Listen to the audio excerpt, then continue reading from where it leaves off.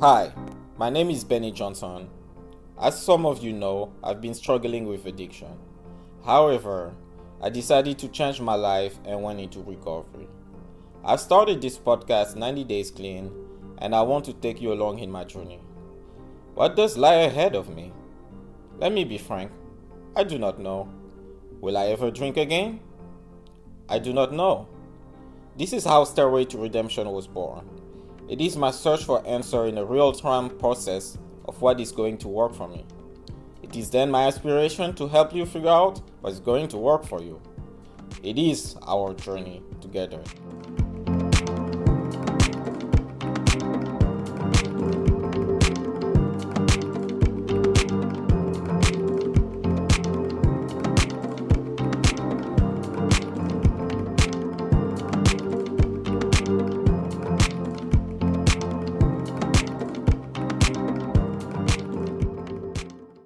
All right. Welcome back to Stairway to Redemption. This week we have a special episode, roundtable episode number 4. I think it's appropriate knowing that this is the end of the year. I'm joined with the usual suspect, Katie here and Rich. Hey, How you what's up? guys doing? So yeah, we're gonna talk about state of mind address, our view on the past year, the podcast,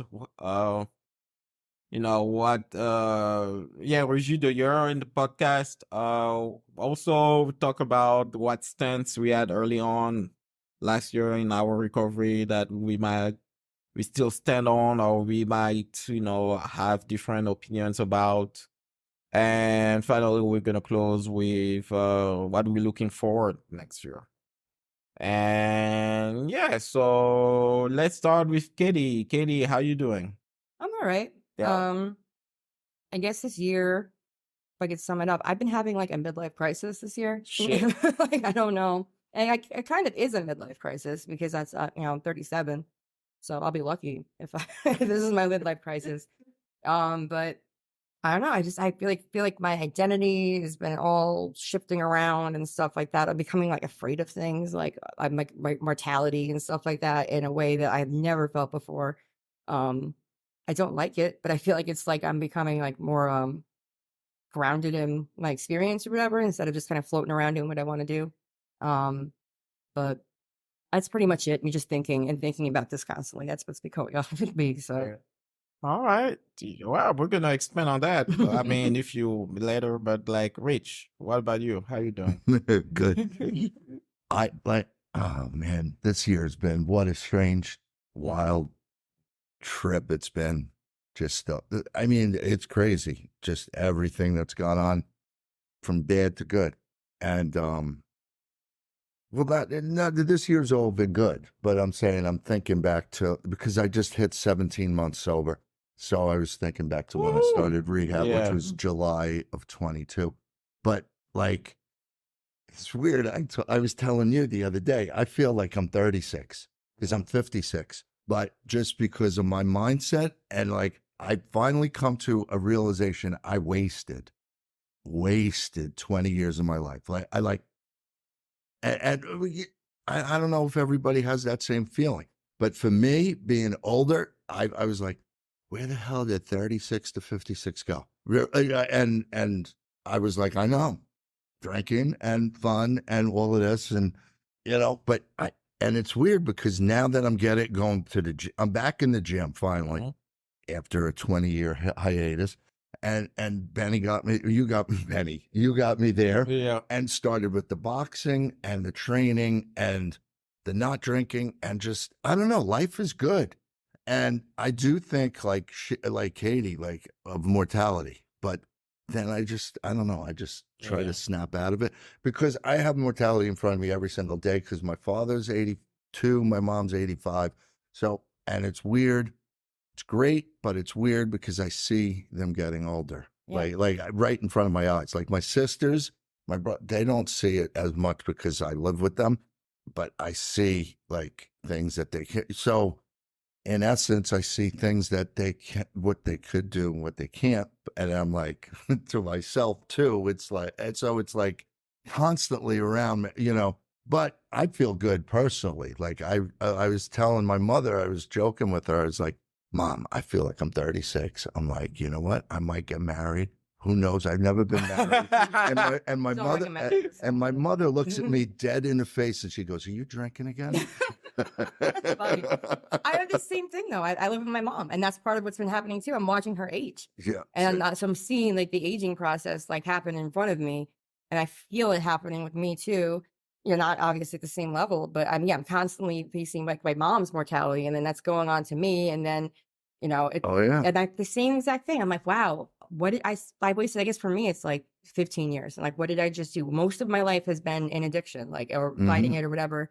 Like that's majority of my life is that, like, so what am I doing from here? Like who am I? What am I?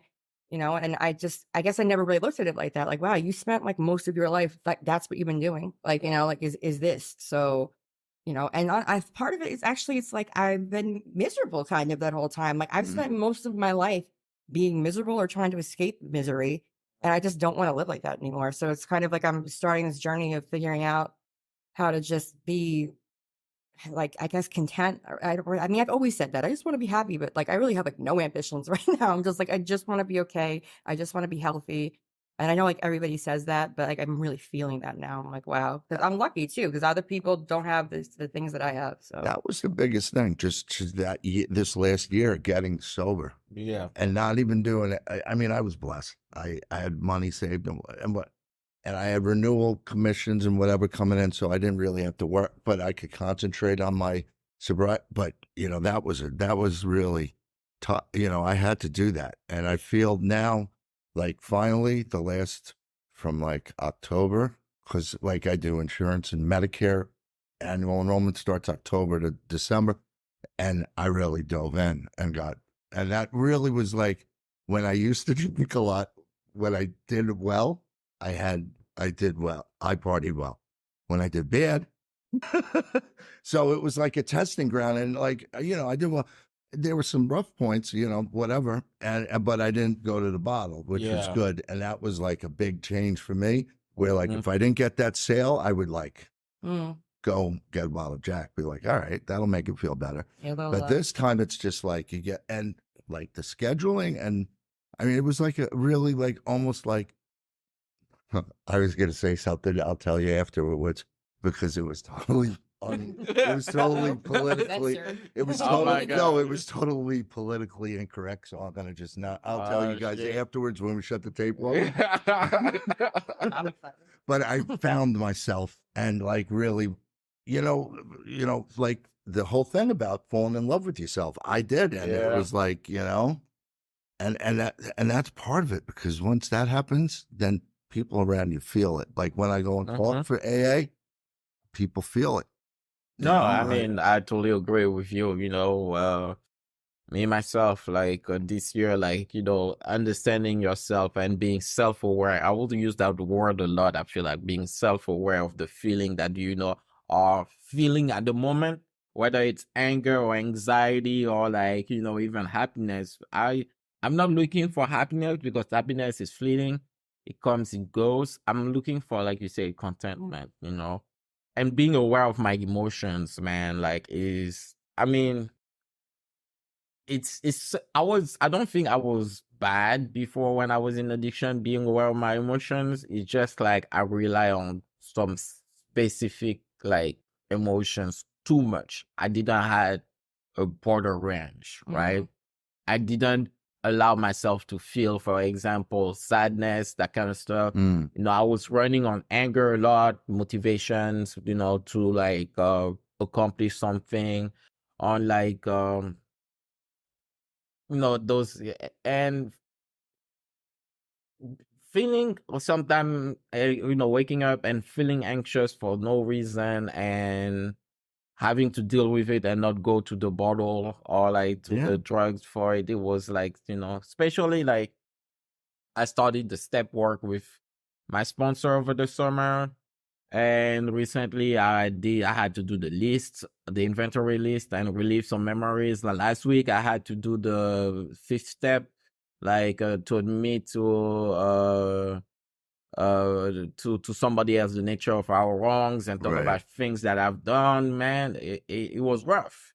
But like after it was, freeing because I'm at peace now, I'm unshakable. Like my at the moment, I'm not talking like I'm cured forever. No, but at the moment I'm unshakable. Like there are things that happens, man, like especially not now, like I do security at Target. Like I see people interacting with people all the time now.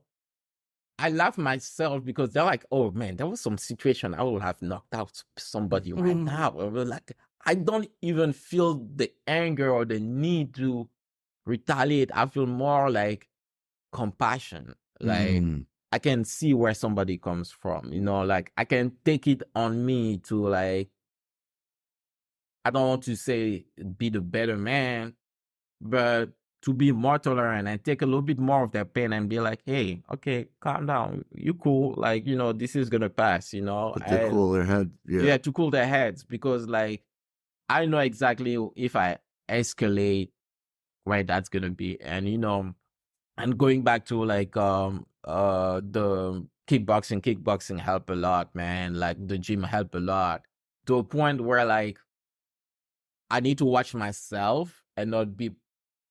I'm very protective of that environment because it helps me a lot. And we have a circle of friends over there, the kickboxing crew, and we're just at our holiday party, like just the group. And now I'm in a state where, like unfortunately, like we even talk about it before. What a community is, what the purpose is of a certain community, their ritual. Like, so like, for example, the gym, the community is the people who go to the gym. The ritual is to work out. And the place, the place of worship is the location itself.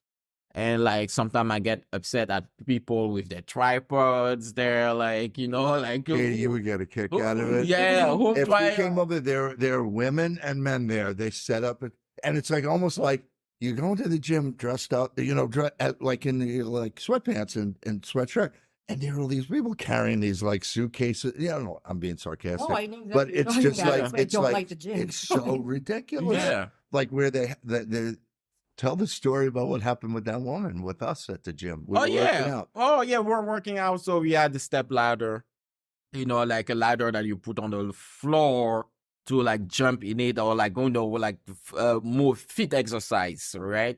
So I was helping Rich with his step two punch, and the ladder takes about half the space of what the boxing area is.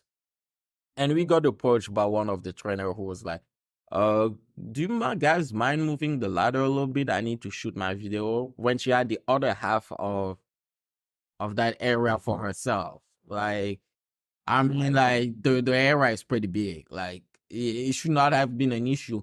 But what what did you say? We say like, yeah, sure, like, Sure. And she didn't even use the space because she's found another space better. So there's another room in that gym where they took half the. She kind of wanted to just be like not to cut you off, Yeah. but be by herself. Even though we were like going to share it with her. Yeah. She wanted to like have like the spotlight on her filming herself. And that's where he's saying the sacred space. Cause I go there to work. And like when someone comes into that and like, there was this couple the other day in between, they're working out together in between sets, they're kissing each other. And I'm just like, no. Oh, gym time is like my alone time, which I Yeah. I'm And like, that's what it is. But it's like, see, you can tell I'm getting old because as you're saying that, I'm like, oh, these kids with the social media. Yeah. And I didn't do that back when it's just like, I feel like I'm starting to get at that point where I'm looking at stuff and I'm like, I don't. I've also been off of social media. yeah. I've been off of it. And which is amazing. It's like one of the best things I've ever done for myself. And then I kind of dipped back into it again. And then I went out, taught myself my lesson. I mean, there's a time and place for everything. And that's why we Yeah. said, like, you could film yourself. If you're doing it for like an instructional for other people. But some of these people, it's just like, you're not even working out. Yeah. The one girl came in and it was like, she looked great. And I was like, Benny, does a woman always wear that much makeup to go to the gym? Yeah. Yo, bro. She had the best like it was perfect makeup, and I was like, It's not working out very "You're, hard, you're though. really?" Yeah, I'm like, Yeah. and it has to do with intentions, and I don't, we kind of doing a little bit of people inventory because that's what I'm saying. Like that place is so sacred for me Yeah. to my recovery that like I found myself starting to despise Despising slightly. That's like a the oxymoron. I'm Yeah. sorry. Yeah, it Yeah. is an oxymoron. I'm starting to find myself liking less and less the people who are there with not the right intentions. Is it And such a- my emotion is to be like gatekeeping that space, and I'm trying to watch it and I'm aware of it. That's why I'm saying being self-aware of your emotion is something that I'm really grateful and that I learned this year. And I know this feeling's gonna be exacerbated by the New Year's resolutionists. They're Oh, coming. God, yeah, Oh my sure. God, they're coming. So I need to set myself or be like, hey, among the New Year's resolutionists, even if it's 2% of them who stays and become Mm. real gym members and stuff, why not? That's a win. I don't want to be like, oh, get off my lawn or get off my fucking gym, my boxing bag. Well, it is a sacred space. And I Yeah. agree with you. It got me, and it's helped me. Like I have to do this in the morning. If I don't do it in the morning, like we go every morning, and if I don't do that, I just feel lost. And because it just gets me in going, and like it took me a while. Like before I actually joined the gym was 2 months ago.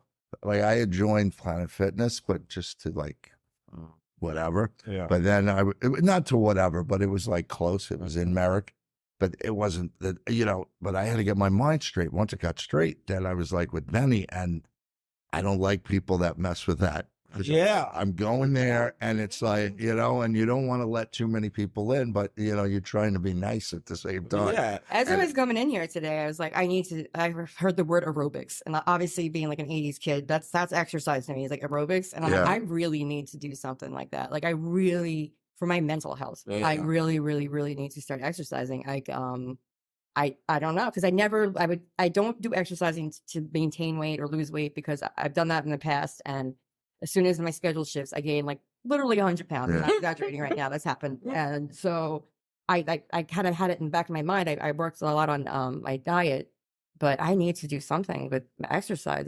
I need those endorphins and the dopamine Yeah. routine and something. Yeah. And I really, really need to start doing that. And it just made me feel lame. I'm like, oh, after New Year's, I'm like, oh man, I'll be one of those people. But I'm thinking I want to get my mom and my aunt to do aerobics Hey, in the living room. Whatever gets in, like speaking of New Year's resolutionists, you're gonna have the dry January people who's gonna do dry January. And they'll be like, oh, I'm gonna give out alcohol for a month. Oh, and I'm not trying to get upset in advance. I'm just trying to anticipate what some What's conversation gonna be.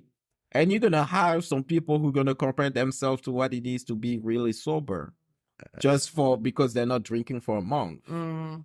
And I'm like, how am I gonna react when somebody be like, oh, this is what it feels like not to drink? And I'm like, bro, you're not drinking for a month. You're gonna drink in in February, sorry. I mean, I like your enthusiasm, but don't compare yourself to, It's a pink cloud thing. Yeah. Well, it's hard because I feel like I'm coming from a place with people where I'm not like trying to bring them down. I just know how like painful it was for me when I would get like really enthusiastic. Mhm. Like the first time that I like got sober, I was so like, oh, this is amazing. This is the best feeling ever. And like when that went away, it was like one of the most crushing feelings I've ever felt in my life. So it's Yeah. almost like I want to warn people, like, Mhm. listen, you're gonna have to like, there's like a wave that you're riding right Yeah. now, but it's everyone else's, when you're in that mind, you don't state of mind, like you don't even listen to people sometimes. The other night was amazing. We went out with the people from the boxing class, Yeah. and we were in a bar. Sounds like a- When we left, we were like, if we told, and Benny goes like this, and I agreed with him. We're like, if we told anybody that we were in a bar for 4.5 hours, had a ton of fun, and didn't drink, they would be like, Brett, We got to Okay. talk. We got to Yeah. talk. What the hell were you doing? You know, Well, and the it's like, company, you know. and no, and it's like just my past drinking but it was amazing, and I didn't even feel No, like it bar flew was. by, right? It flew by. Yeah. I didn't even feel like what I went up to the bar to get coffee or ginger ale. Yeah, coffee They and charged me. They were pissed at me. oh yeah, they Really? They make charged me fun of- $3.50 Yeah. a coffee because I wasn't ordering. I don't know. I don't know. But I got a Even that they like it that I'm not drinking. but I got a feeling when I was like 2 coffees that the guy's like, because they had to brew a new coffee. oh, that And then it was like $3.50 each. I was like, give me Oh, that. like for those little cups. I like for a the little 12 cup. 12 But ounces, anyhow, man. the point Yeah. being is that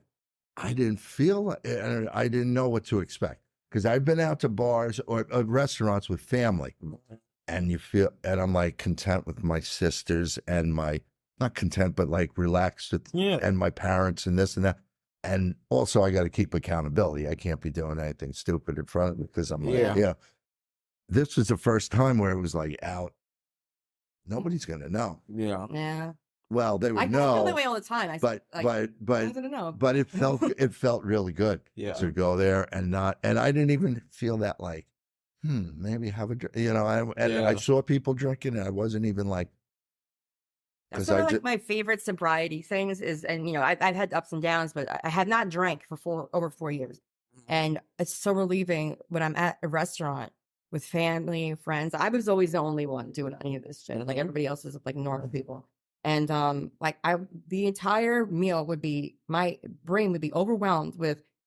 Okay, when can I order a drink again? It's not going to be weird. When can I order a drink again? What can I get? What can I get? Like, what has the most alcohol in it? When can I order the drink again? Because they're going to be, you know, I have to make sure they're not like, wait, why are you ordering a drink already, Katie? So I would just be completely Oh. focused on having a drink. When can I get a drink? I wouldn't even be listening to people. I'd be thinking like, okay, it's 10 minutes. Can I have another drink? Like, I feel so free from that. Like Yeah. when I go to a restaurant and I see wine there, like I actually am like, wow, thank God. Like I feel so like like lightened or unburdened by the fact that I don't have to worry about that now. It's like it's because that was. And it's just a good microcosm, pretty much. we were playing a game. We were like, so we were like, well, how much drinks till they start acting weird? Remember that? Yeah, we were like, yo, man. Like it was actually kind of amusing to see people shift from like Because we know the from being like sober to like, oh yeah, this guy is sauce now. Like, you know, because you have a conversation with them, the first 5 minutes, everything, the level, then you come back like 15 minutes later, like, oh, there's a little shift. Then after an hour, oh, And they're like, Benny, Rich, give us a hug. yeah, like, hug on. I'm so proud of you. Guys get so like growy. Yeah. Like, yeah. Yeah, man. Like it was funny, man. Like, But that was, the years were good. That like, to me, that was like the culmination. yeah, being Just to be like, went this far with the boxing, got to meet the people, didn't know what to expect. And like, we agree not to wear the AA badge, but I don't care. I'll tell anybody. Yeah. I'm an alcoholic. And that night we were like, how, they're like, why is this older guy? And hang out with with like a 33, how did the two, because people were like, they're like, well, how did the two, and then finally we were just like, yeah, come on, we come met on. in rehab. So we were like, we met in Rio, and then that was it just came out smooth. Yeah. And people were like, oh, that's cool. And they respected us for it. Yeah, I think people, I've noticed that. I mean, ever since that, so I have a different time of it because I'm a woman. So it's like those stereotypes get thrown at us in different ways. But more and more, it's just like people, I think it's just respected for when you're sober, when you're not drinking. Like people just, it's not like, oh, wait, why aren't you? Like, and maybe it's just we're getting older too, but like, it's just like a respectable thing. Like it's not looked down upon. Yeah. And I don't get that vibe from anybody. No. Like when you're just like, I'm not, I don't know if like they heard my whole story, they would not be looking down on me, but it's just people, I think people look at it like it's an esteemable act that you're drinking. Yeah. It's not. I don't think it has negative connotations that maybe people had to work with in the past as much. No, also like I think there was that attitude, and also in correlation with like we are not preaching. We're not like telling you, oh, alcohol is bad for you. You should consider to do dry January or anything like that. Or just like there was even that couple that like was a little bit on, had a little bit too much drinking and Yeah. ask us, "Oh, you guys know each other?" So, yeah, we did, and we didn't say that we were in AA because we thought that like at that moment that would make them too self-aware of their drinking, and We were because like, yeah, we don't want to ruin yeah. their moment, like we're not gonna You're be out like, of hand. "Oh yeah, you guys are sus," but But yeah, so it's just with the intentions and like people respect, and we find ourselves a good community in that kickboxing class of people who we all different, but and it was like yeah, the people were good. Even forget about the drinking. Yeah. They're good people, and that's what's helped me. yeah, That class has been like my temple. Well, I'm not Jewish, but my temple, Yeah, my temple is temple, my yeah. church, whatever has been that. yeah. Where it's like sacred. And it's like I walk in there, and it's like it's like And this is also what I was personally looking for, something like that was not necessarily tied with AA or any like recovery group. Don't get me wrong. I'm grateful for what AA does, but sometimes the fellowship or,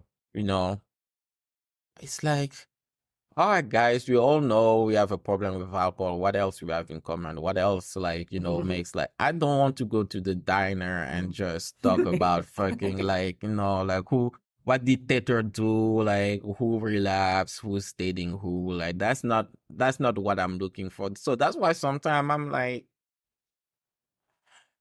I know. people, what do you think? I don't want to call them boring, but maybe I'm the boring one. Who But it knows? seems like the people that we want, for whatever reason, they gravitate toward us. Yeah. Like everybody that I hang out with isn't like that. They are, and I stay away. But like, our friend, we go, Edwin. Edwin is cool, yeah. And we He's- go to yeah. him with him in the morning, and that's Yeah. just flowed Because he nicely. shared, yeah. And it's not like some of the where it's like, wow, what about him? And we can actually talk to him about the Yankees, about football, whatever. I always feel like gossip is always that. It's people who are boring and don't have anything else to talk about. Yeah. Like if you have the people that you guys all know are what you had in common, and if you can't like throw it in like a comment or something like that about something else, or you have enough like, or if you're opinionated or whatever, like it's just so easy to have this reference point of this person. So people wind up gossiping that I don't even think people actually care or want to gossip. They like literally don't have anything else to talk about. Like, I know that happens with me with people. It's just people just talking about other people, and I'm like, I don't understand why. I guess it's a point. Like, people are boring, or they're afraid to be themselves. Yeah. I think. Yeah. So what's the difference? I don't know, but I feel like people are afraid to be themselves, and so. And I guess that also with AA, a lot of things is like, I don't know, we're stuck in being like teenagers a little bit, right? In AA, like when you stop drinking. I always say for me, like I felt like I went backwards. I think it's just when you're an addict or an alcoholic, like you get selfish in a way that a teenager is. Like, it's all about you. So it's kind of like that environment. It's almost like high school or something again. Yeah. Certain groups. Mine isn't like that. Everyone's like a plumber or something. Like And it can be annoying. Like, how are you doing? I'm doing great. Really? Are you Sure, really? yeah, you sure I'm you're sure. really doing great? Yeah, trust me, I'm doing well. Yeah. They want, like, I was joking with Betty. I was like, I want to go to someone and say, yeah, they're really bad, but you got to help me. You'd probably be excited. Yeah, Interesting. like, oh yeah. If we're going to go, for example, if we had told those people that were at the bar for 4 hours and a half, like with friends from our kickboxing class, they were like, "Were you aware? Oh my God, why you put yourself in such a position? Where? Shit, man." But I think there's like what I'm learning too is with recovery is that there's things that are like rules, or the suggestions that are really like rules. Yeah. But it's like I get it. Almost all of those things are like the safest thing you can do. Like, Yeah. like if you want to, like that is the safest method. Don't get into a relationship. Don't go hang out at a bar. Don't do these things. Those are like the ultimate safest things you can do. But like you gotta live your life too.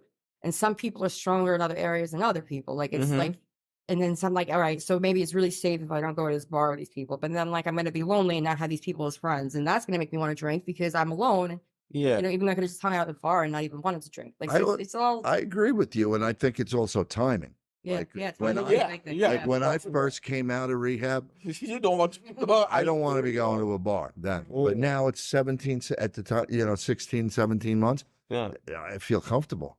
And even before that, but like the first couple of months, it's like, I'm not going to be doing something stupid like that. Well, not stupid, but, put myself in, Risky. put Yeah. myself in harm's Yeah. way. But there are other people in AA that are like, oh, I can't go. I still can't go to a Yankee game after 20 years. I'm like, why? That makes me like, I'm like, why? it makes me sad to that person because it's like you're still living your life based on your alcohol. Like, you're Yeah. still basing whatever, you haven't like worked on yourself to a point where you're not like, you can't trust yourself around it. And like I said, there's always, it's the safest thing to do. And you can't be like, oh, I'm fine. Or, you shouldn't be like willy nilly and like, I don't agree with like recovered Yeah. concept. Yeah. But I mean, I know people that, they'll be like, they've been in for 20 years and they won't do certain things. And I know some guy's been sober for like a couple of years and he goes to like 3 meetings a day or still like every day. I'm like, that's weird to Shit, me. Like, that's man. like weird. Like, I'm concerned about this person. Yeah. Because again, like if that routine gets thrown off, then who knows what's going to happen. Because and like my sister was like, do you think that's really good? When I was telling her we were going to the bar, and I was like, maybe when I was first sober, no. But I'm like, now, I'm like, also, I want to actually see. Yeah. Yeah. I'm like, I'm not trying to like test fate, Yeah. but I want to, because I know that if, say, I was there and after like 20 minutes, I was like, I would have been like, Benny, you want to hang out? Go ahead. I'm going to be in the car. Yeah. Or do something, because that I would definitely not stay there if I'm like, Well, that's what it is. You have to be at a point where, like, you are at a point right now where you would rather be sober than not. Yeah. And Yeah. for a long time, it takes you a while to get there. It took me Yeah. a long time to get to there. Like, I knew I had to be sober, but I did not want to be sober. Yeah. And now, and I think that's where the safety comes in, where you can trust yourself. It's like, no, I want to be sober. Like, I'm not like white knuckling it. Like, how I'm living my life today, how I woke up today is how I want it to be. I don't want to be drunk, and until you get there. That's why I have these people who are still going like 4 meetings a day and I can't be at a baseball game. Like, I'm like, so I feel like you don't actually want to be sober. Yeah. Like on a certain level, like you still like, you're Living being in pulled fear. over there. Yeah. So, because it's like, and I feel I use AA to the point where I'm using it as a I don't know how the proper terminology, but I'm using it when I need it, not like all the time. Oh yeah. And it's like, I've gone a while now.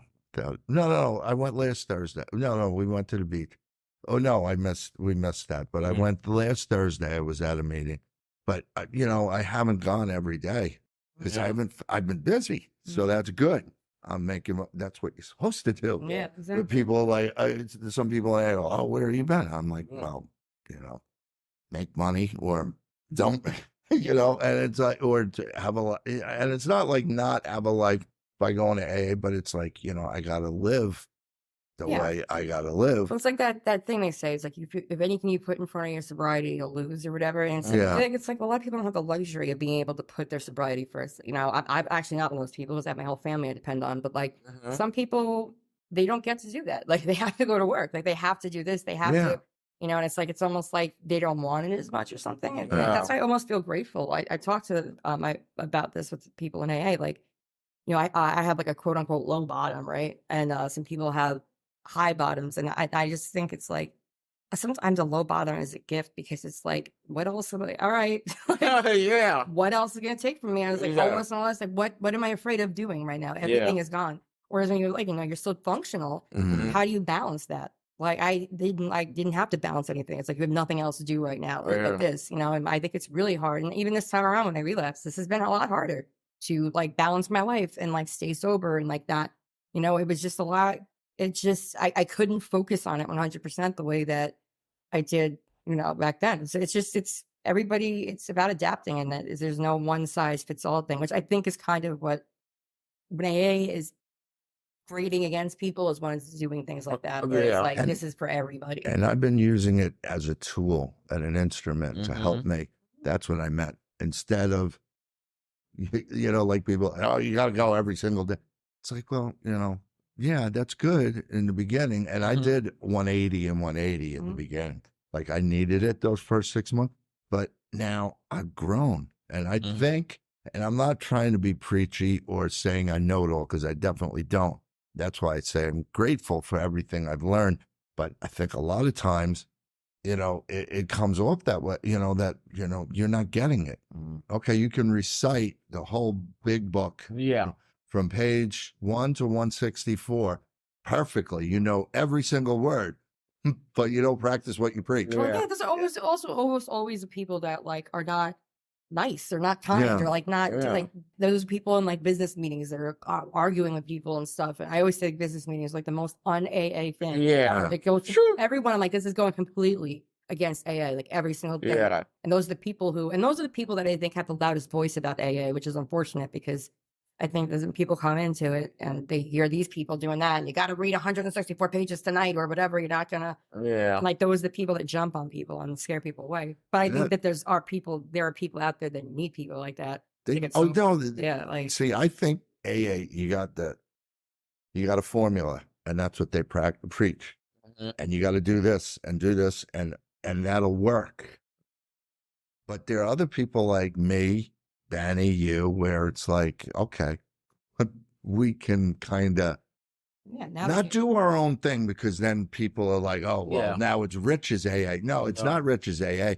I'm just learning to how to adapt to use AA to my advantage. we were all in rehab too. Like, And- so and- that actually helped. That's another like whole thing that I think the rehab plus the outpatient. Yeah. You're in because that the for a That's what I even while. mean yeah. by that. Just Yeah. you're in rehab, you have a whole other level of programming being like that we've Mhm. absorbed that other people have. I almost feel like it's like there is some kind of like not looked down on, but like I'm not as like legit because I was in rehab. I didn't just like people like, yeah, I just did AA and that's all that I got. These are like old timer people, obviously.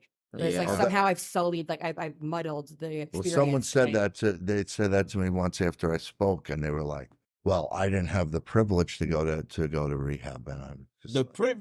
and I It's was like, like, well, I was like paying $5,000 out of pocket. Is Yeah. that privilege? I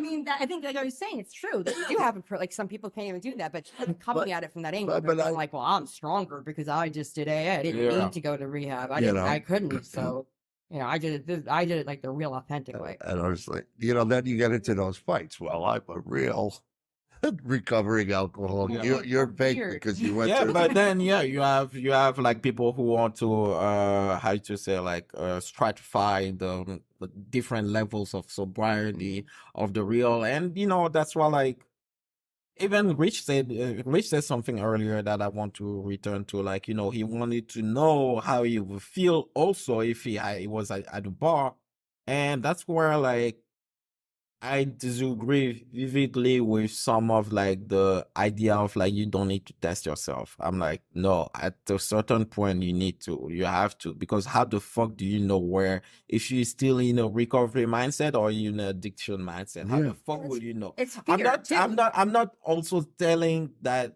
go do something that will be super risky, but you need to know. Like, because even I was even listening to this Shaolin monk Yeah. who says like that people run a risk when they are living too much into self-affirmation, self-affirmation, holistic, so like, because you living too much in it and not trying to test yourself regularly on what you learn might lead you to live in a dream state where you think that or that you are that strong, but in reality you don't understand what you're doing, or like you're not as strong as you think you are. And we see a lot of people like that, outside of just take the people who are into like, oh, the whole mindfulness business, new meme, new year. Oh, I'm going to this retreat. Yeah. I'm going to this, sound bath and stuff. But they do it having all those experiences. But when it's time to sit down and apply and have an introspection of be like, okay, am I self-aware of the things that I'm learning? Of when I'm in a situation where I should use the stuff that I just learned, am I using it? and then you don't know. Like, how many people we know are like, okay, yeah, now I'm living my best life, the best version of me. It's like, You know what's funny is Yeah. that's exactly what I've discovered towards the end of this year. Like, how many times have I talked about my family? I'm like so grateful for my family, my Yeah. family, my Mhm. family. And I have, this whole mindset of I'm a better person and all this other stuff. And I don't know. I can't even remember like when it dawned upon me. And I'm like, I have been treating my family like garbage, like absolute garbage, because I've always treated my family like garbage. Mhm. Like, but this new person that I am is supposed to not be doing that. Yeah. And I just fell right into it. And it's just terrifying, like how I did not realize that. Like I look back out and I'm doing all of these things. I'm doing like, oh, okay, I'm doing mindfulness. I'm doing this. And going out and helping all these people with AA, everyone's like, oh, Katie knows all these things. And my family, I'm like, I'm like, I don't know, I remind myself so much of my dad because everyone would be like, your dad's so nice. And I'd be like, what are you talking about? Like, like that's me. And I'm owning up to it, man. It's terrifying that I could have spent the rest of my life like that. Cause like I say, my mom's older and I have a lot of resentment with my mom that I was working on and stuff. And I think actually a lot of anxiety that I was having throughout this whole year was that inner conflict and I'm realizing it, that I'm trying to be this better person. I'm trying to do all these things. And like something kept like pulling at me. And it's like, you're not doing this with your family, like your mom. Right. And you're not, people were walking on eggshells around me. Which made sense when I first was getting sober, and I'm sure it stayed that way because they're like, well, at least she's doing okay, at least we'll just let her do whatever.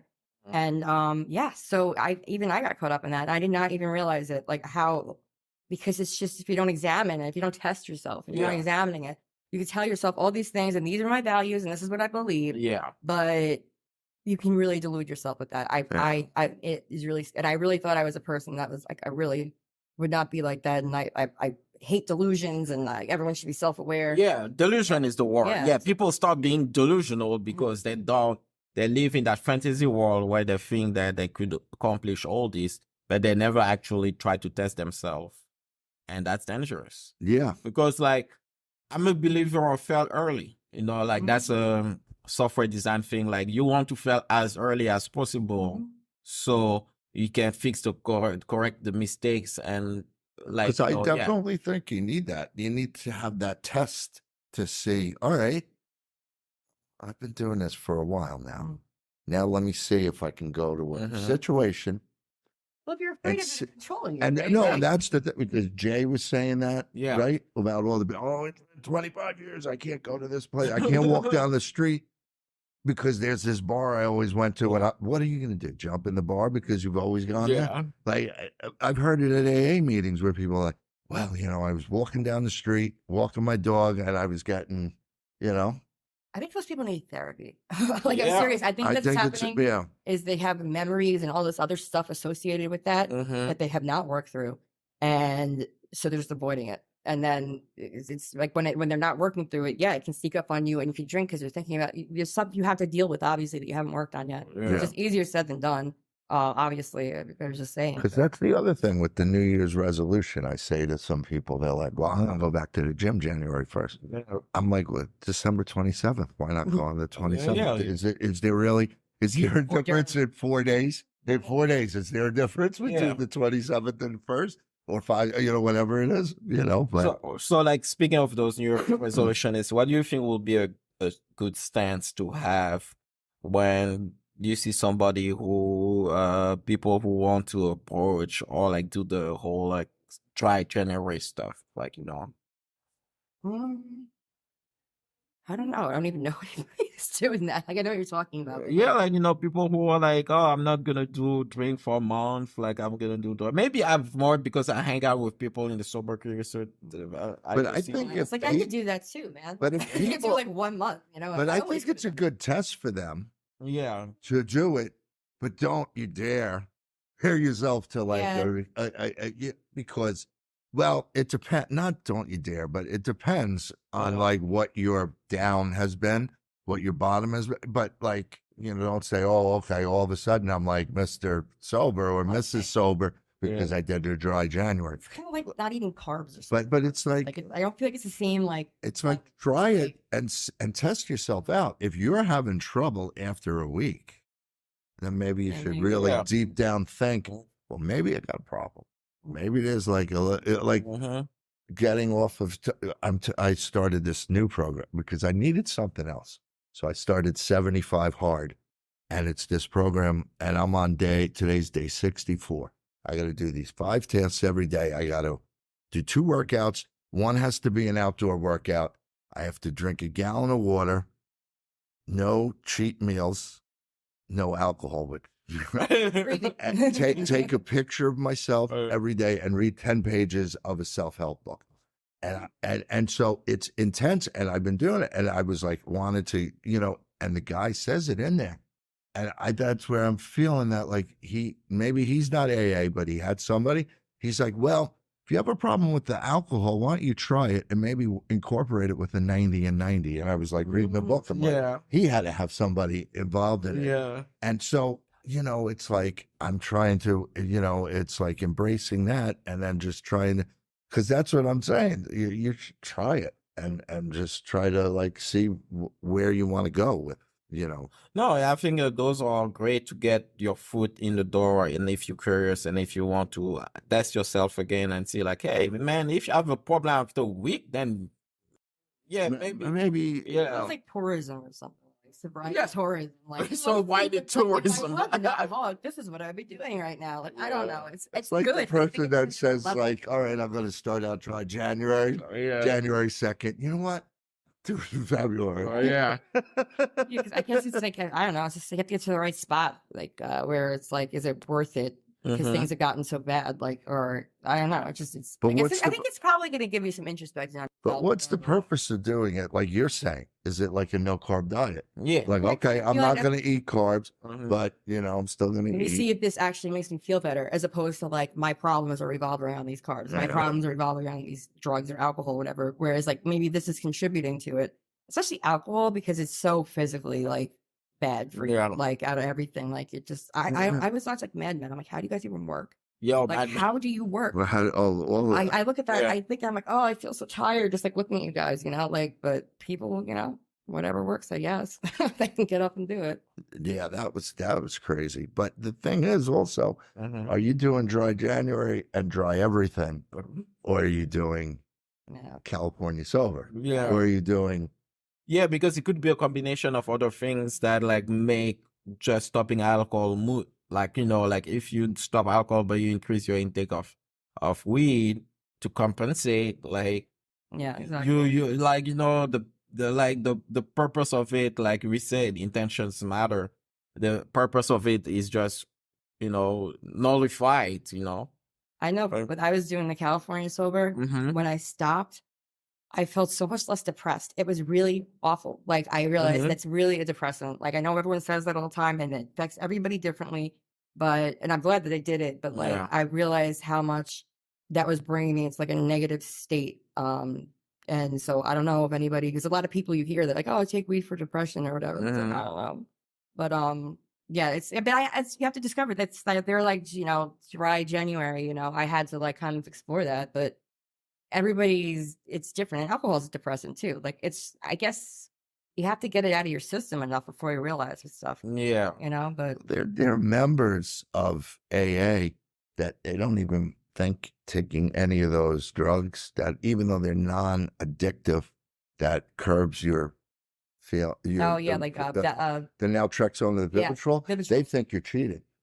They're like, because you're introducing a drug to help you get sober. And it's like, but it's not an addictive drug, and it's not a narcotic. It doesn't give you anything instantly. And it doesn't it's really. It's not the same thing. Like, I mean, maybe it is, maybe it's a crutch or something, sure. But it's still, you can be just as sober, and you can do especially with AA, because it's such a spiritual thing. Like, it's not about, we've hashed this out before. So I get upset when people are like, oh, but it's just cocaine anonymous versus alcohol anonymous. I'm like, the whole premise is that it has nothing to do with actually, like, what you're consuming. It's like you have these problems in your head that this is interacting with.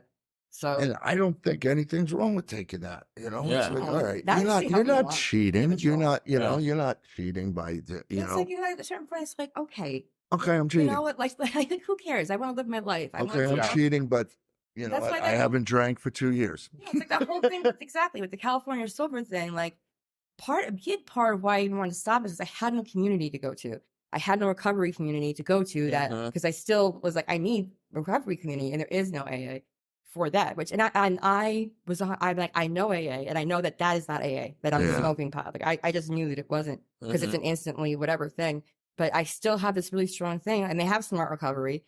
I wish smart recovery was bigger, but there's something else, because I just feel like there has to be something more than just this one size fits all thing with AA. And that's why Yeah. I see so much fighting and this and that, whatever. And people say it's a cult and there's this and it's that, but it's like a big thing I have in the back of my head, like a pipe dream. Like, I want to maybe one day just create something. But I think just like that would be great. But I think that going back to like what this year has shown, and bleep, that was an interesting, whole, Oh, couple of man. months there for me. Yeah. And I learned a lot Mhm. with that about emotional entanglement, and it's not necessarily romantic. Yeah. Could be anything. But I've like it's been a ride. It's been I've been surfing the waves, Yeah. between having a sponsor for 6 months, then not, and then I could have gone. A couple of people said you could have said, hey, well, I'm drinking because it's not going to work out because the sponsor didn't work out. But that doesn't mean that it does. But it's been up and down. But like I think I've found myself and who I want to surround myself with. Because even if I don't call you all the time, I know on the drop of a dime, if I'm in trouble, and I can't get in touch with them, I can call you. Yeah. So, and I think it's finding the people that you really trust, and not trust in that sense, but like, I know I can like call you without a doubt. Support network. And I think, and I think the support network is a big thing. Like, I think recovery is more than just AA. Yeah, it is definitely. And some people say, "Oh no, you got to go to a meeting every day and do the big book." And yes, that's what I mean. There's no support group for. I think like everybody on the planet could use a support group. Like, it's like, unless you have an addiction problem, like there is no way to get a support group. I mean, I've been trying to get just like group therapy or something just for like mental health concerns. We live in a pretty, we're on Long Island, like there's like 2 places, so it's like there's no like groups for people to go to, unless it's always like it's something terrible. Like, we have like grief groups or whatever like that, but people need each other. People need to have people that can they can just depend on and go to, and know that they're there, just to know that people are there. Just to know that people are there, that you can reach out to them when you need them. That's definitely important. because I think more or less the same. Yeah, with that, and then just trying to keep the same thing and spreading the word. That's what I want to do going forward in 2024. Not that I'm like starting. Oh, great segue. So what are you looking for? No, I like to just try to be more helpful with people. And I'm not starting Rich's instead of AA, RA, Rich's AA. Well, that would be Rich addicted. But I'm saying like, I'm not trying to start something new, but to try to I want to try to help more people. I think I help people by speaking and going in front of people, but like that's one thing I do want to do and not like, I don't know, and start writing my book. I'm supposed to do that too. And I want to say it on this, that I want to start. I'm not saying I'm writing the book this year, but I'm starting it because then it gives me accountability. Yeah. Oh, you said it on Benny's podcast. Where the hell's the book? Guess what? People are gonna reach out. What's crazy though is I feel like I've been like, as an addict, like accountability, like it's like I kind of let people down so many times over and over again that it's almost like like I'm so used to this by now.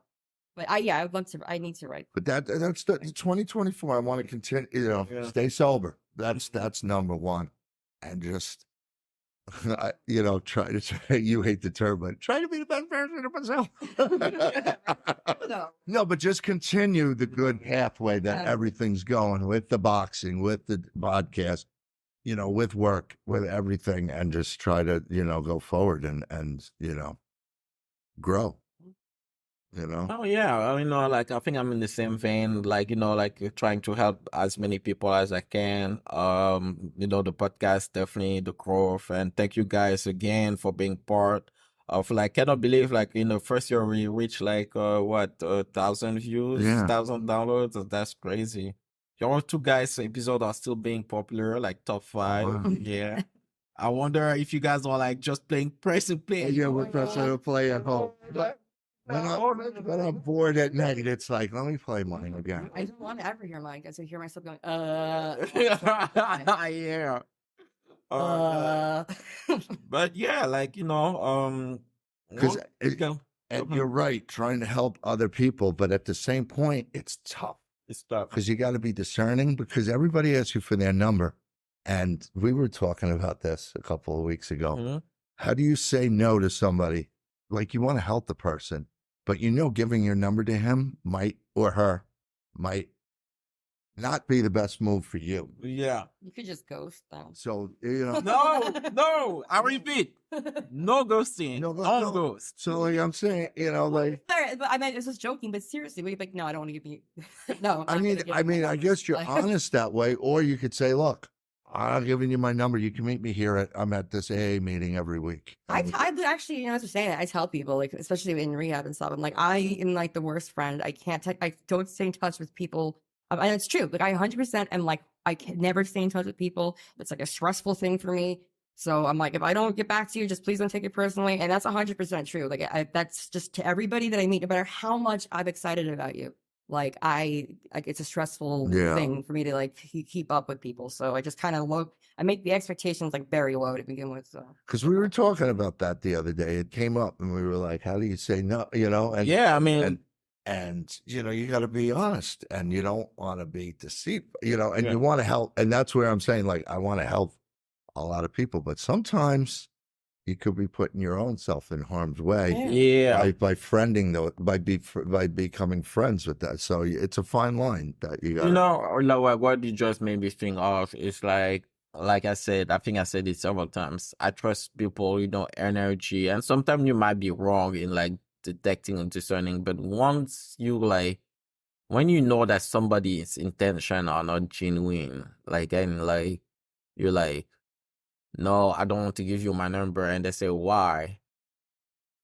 So that, I'm part of me just want to say, man, I don't feel your intention are on the best part, but like now doing that might be too early because the person has plausible deniability about what the intention are since it didn't happen. But sometimes you just feel it. Sometimes you're like, yeah, that. Or sometimes you give out the number and then you notice the person Yeah. a couple of weeks later and you're like, man, I made a mistake. That's the feel And I hope don't that person, want. and I hope that your- person's not going to call me. And Please. that's the feel I don't want. I will. I tell everyone, do not call me ever. I'm like, unless it's like an emergency. Like, I'm not gonna have like, I hate talking on the phone. Yeah. Like, it can text me, but like I hate talking on the phone so much. So Yeah. I lay it on. But the one thing is that I guess I base it on that even if I give the number out and I don't want the person to have, I'm thinking that like with most people at AA, they're not going to call you. Yeah. Because how many times do you fill your name out on the book Yeah, that's handed out? I've never gotten a phone call from them. Yeah. Thank God. Hopefully Yeah. not. Yeah. That I won't. That all of a sudden my phone's blowing up after this podcast. Oh, we're gonna call Rich. I met. And- like I'm and- kind of working on that. and But it's bringing me back down. because at the same point, like I'm thinking, this person might be in a really bad state. Yeah. You know what I mean? And by me telling him or her, no, I'm not giving you my number. Mm-hmm. Is that going to drive them? I guess when I give them that little spiel, but I don't even know. The thing is, like, if somebody's texting me something that's a dire emergency or whatever, then of course I'll respond. But like in terms of like shooting the shit or whatever stuff, Yeah. like I fall behind on that. And it has nothing to do with you. But like Yeah. I Yeah. will be there for somebody if they're like, oh my God, like something's Yeah. happening, I will. And but and I guess you could have people that are just doing that all Yeah. the time, but then Yeah. you just gotta be like, what's going on with you? Yeah. But yeah, it's actually stressful. I'm noticing that a lot. Like with my relationships, attachments, and stuff like that to people. Like I have a lot of like uncomfortable. I don't think it's a real word. I always argue with people. Uncomfortability. Yeah. Yeah. Like navigating that, and I'm trying not to just avoid it. And again, it's another thing. I'm 37 years old. I still haven't figured this out. Like how to like have friends. Like Yeah. how to like You know, It takes a while. I only have ones from like, that I met in rehab or that I've had from high school. That's literally, I don't know how else you make friends. Like, how do people make friends? The difficulty I have, me personally, dealing with this is like need with everything that I'm learning about myself, about self-awareness and stuff, is not to feel like holier than thou Right. position. And it's sometimes hard because even, when I talk about the gym and I see people, the guys, the toxic masculinity, like, like wanting to get the girls and stuff, and they come and talk to me, and I'm like, my instinct is like, fuck off. Like, like I then after I catch myself, I'm like, even if he's not there for the same reason as I am, man, that's them. But it's weird, and I feel bad because it's almost like women have been programmed that the guy's just like going to try to fuck you. Oh, well, yeah, No, but I'm saying really like where they're gonna do that, and so they're like they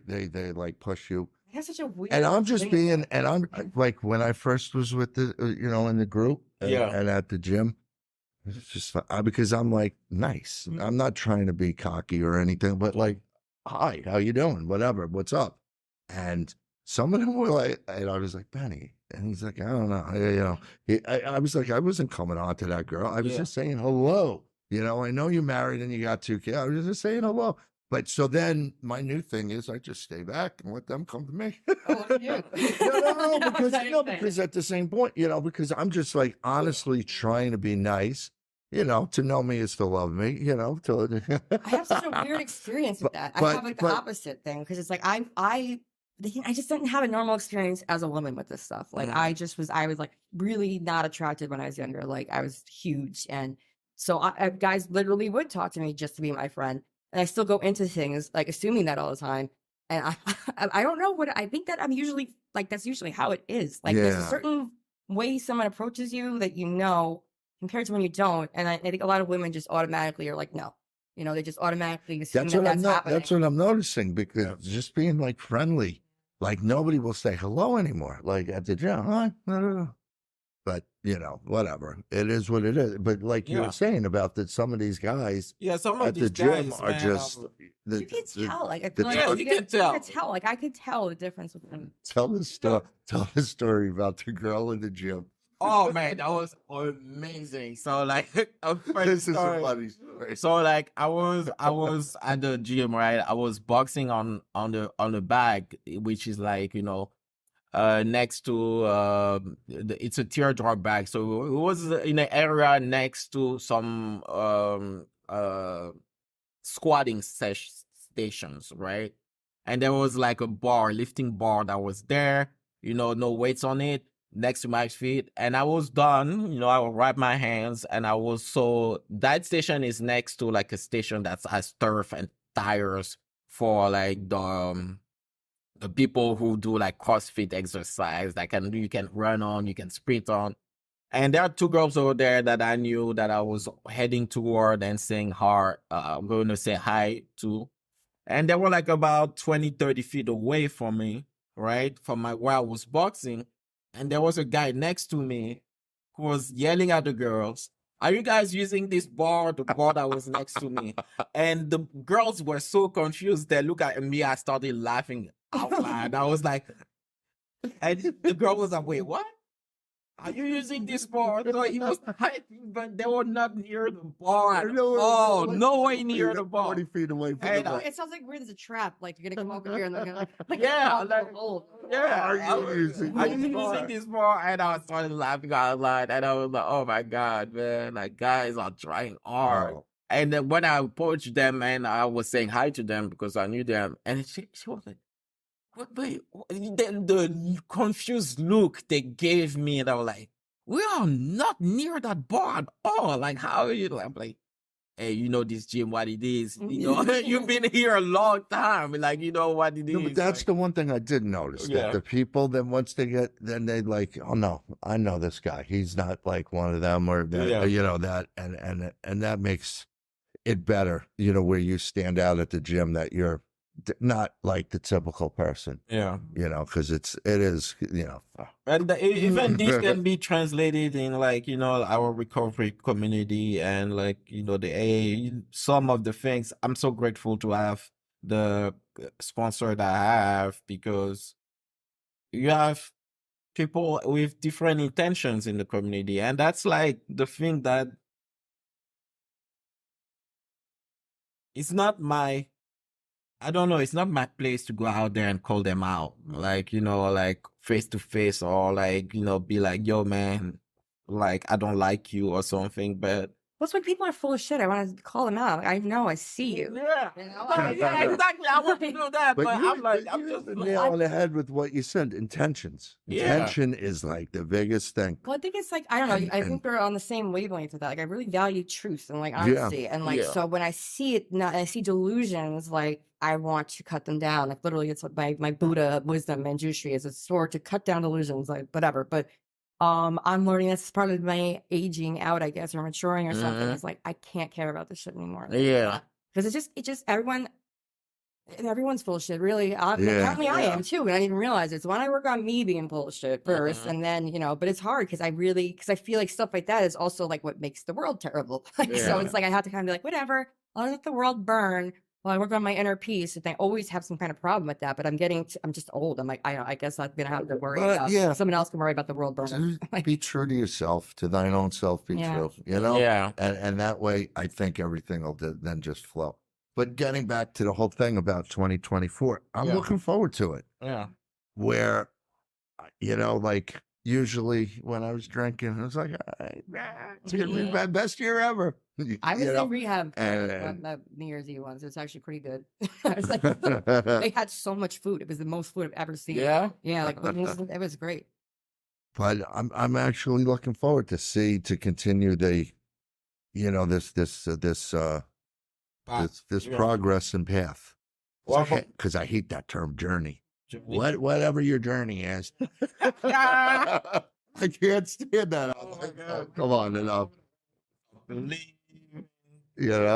So it's like whatever my pathway, wherever the road takes me. Well, what about you, Katie? You didn't tell us what you're looking for in 2024. I feel this year actually was really awful, but in a good, like I leveled up this year. Like this was a really, really challenging year for me. I really learned a lot about myself. And as I'm saying that, I've been saying that forever, but I'm like, no, this year I really did. And I learned like all these bad things that have been like deep seated in me that actually don't really have to do with addiction or whatever. I'm getting underneath all the layers. And I am looking forward to, I was good. I didn't say, I'm going to start being nice to my family on January. As soon as I realized it, I just want to continue to work on my relationship with my family. Like, I just really hope this time next year, I'm going to be like, I was kind to my family when they deserved it. And I finally got up to the level they deserve. That's all I want. So that's awesome. No, because that's been a big thing with the family and the people. Sit back and I'm like, wow. Because then, seeing things from that, and I'm like, wow, I really did a number. Yeah, exactly. I knew that, and I was like, I mean, you knew it, but you didn't know to the extent. No. To which extent? Well, I didn't realize I was still, like, my attitudes with them hadn't really shifted the way that they had with anybody else. And I had put them through so much, and I just, it's really, really important to me right now that I really make my family know how much they're valued. And I think that's that point where they say the alcoholic thinking. It's not like thinking like an alcoholic, but I guess you're still getting into fights, not physical, but like you're arguing, you're screaming, you're trying to run somebody down and who cuts you off on the parkway. On the parkway.